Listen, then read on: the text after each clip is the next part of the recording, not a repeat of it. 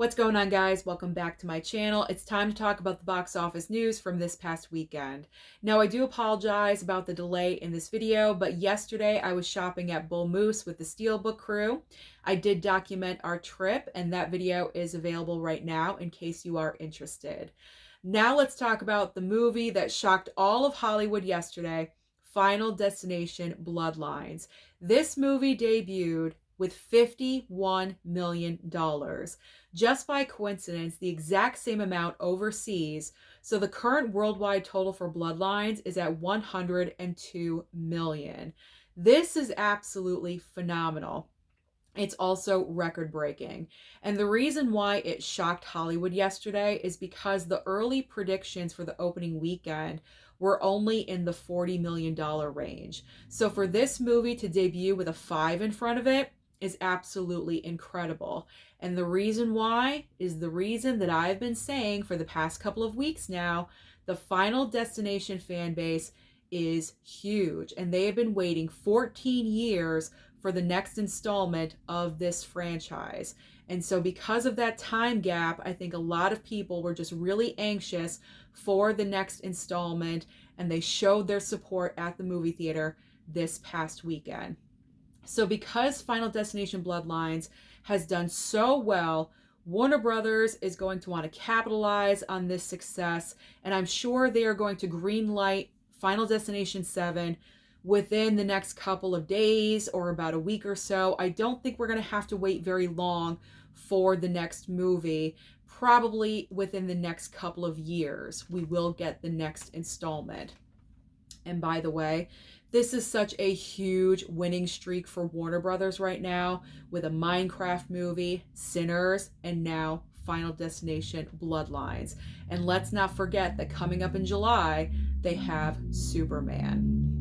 Now let's talk about the rest of the top 5, second and third place. Second place goes to Thunderbolts with 16.5 million. The current worldwide total is now at 325 million. Third place is Sinners. This movie is still making money, 15.4 million, and the current worldwide total is $316 million. Fourth and fifth place. Fourth place goes to a Minecraft movie, 5.8 million. Sorry, I was going to say it brought in 5.8 million. I had a little bit of a delay in my brain. I apologize. 5.8 million.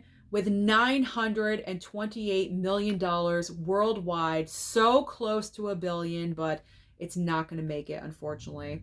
Now, I do not have a worldwide total for the fifth movie. I do apologize, but it is The Accountant 2, and this film brought in 4.9 million. Now it's time to talk about the box office for the upcoming Memorial Day holiday. This is going to be very exciting, and a lot of people are saying this is going to be the most profitable Memorial Day box office of all time. I'm not exactly sure if that's going to happen or if that's true, but a lot of people are saying that.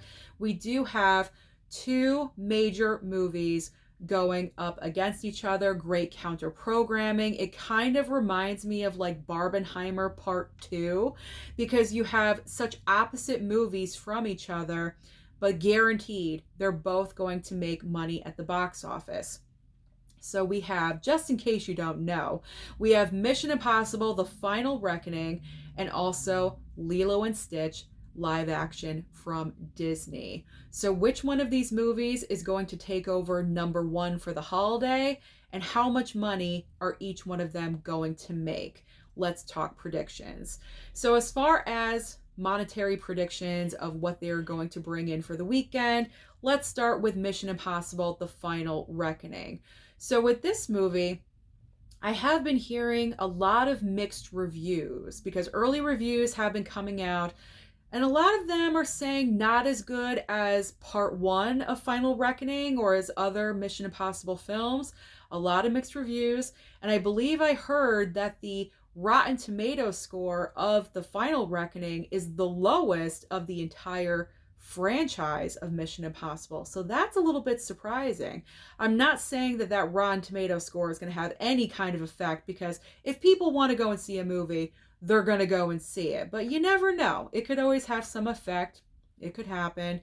So right now I'm predicting Mission Impossible will probably fall between 70 to 90 million dollars in its opening weekend. I don't think it's going to break 100.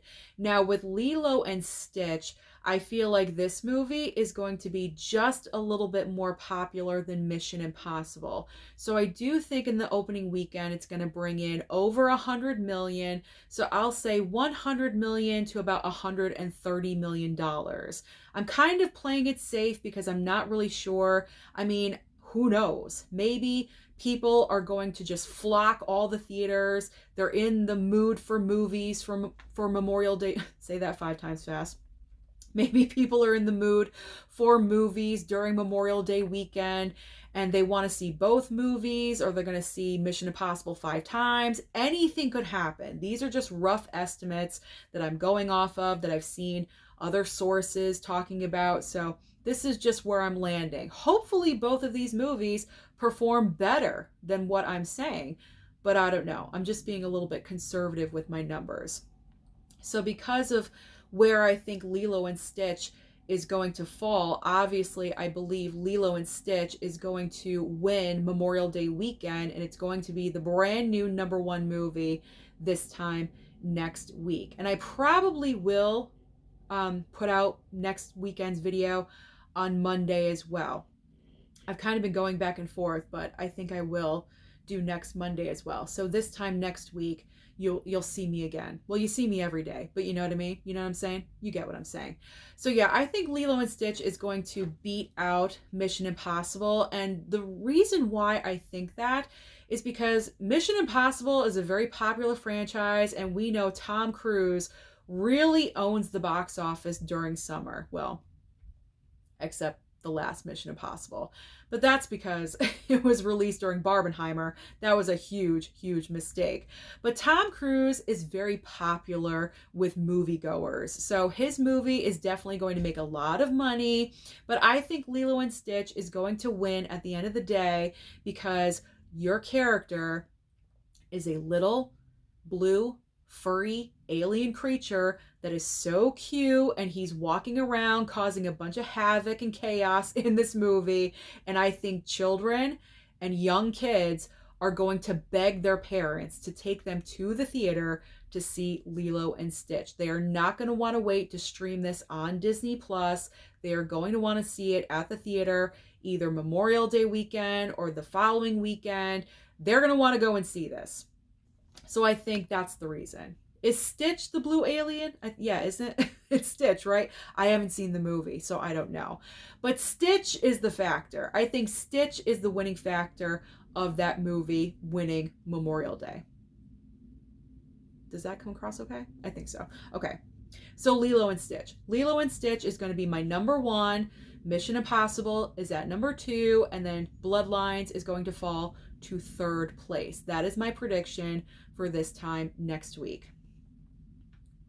We got through all of that, all of that chaotic information. All right, so now let's talk about streaming.